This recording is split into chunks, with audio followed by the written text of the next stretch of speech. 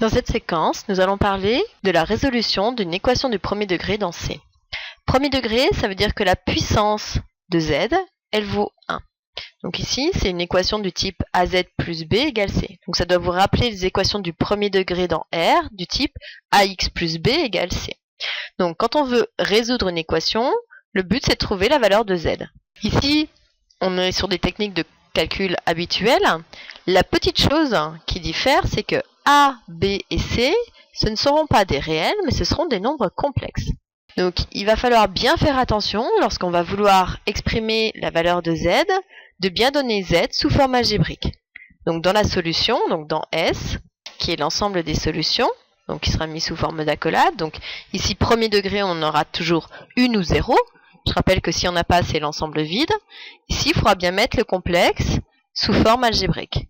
Donc je rappelle, la forme algébrique, c'est Z égale une partie réelle plus I fois sa partie imaginaire. Alors je réécris pas A et B pour pas confondre avec le A et B ici. Au niveau de la technique de calcul, de toute façon, le départ est comme dans les réels. Si on a AZ plus B égale C, donc ça va marcher aussi pour les complexes. Si je cherche à isoler Z, le but c'est d'obtenir que Z égale. Première chose, on va chercher à éliminer le B. Donc on va retrancher le nombre complexe B des deux côtés. Donc il va nous rester à gauche AZ égale, donc B moins B 0, il va rester C moins B. Je cherche toujours à avoir que Z. Comme on a A fois Z, bien pour avoir que Z, on va diviser par A des deux côtés. Donc Z, il sera égal à...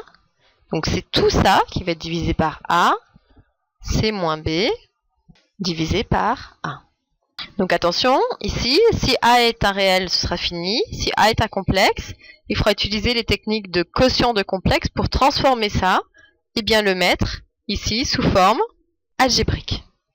On va utiliser ça dans un premier exemple.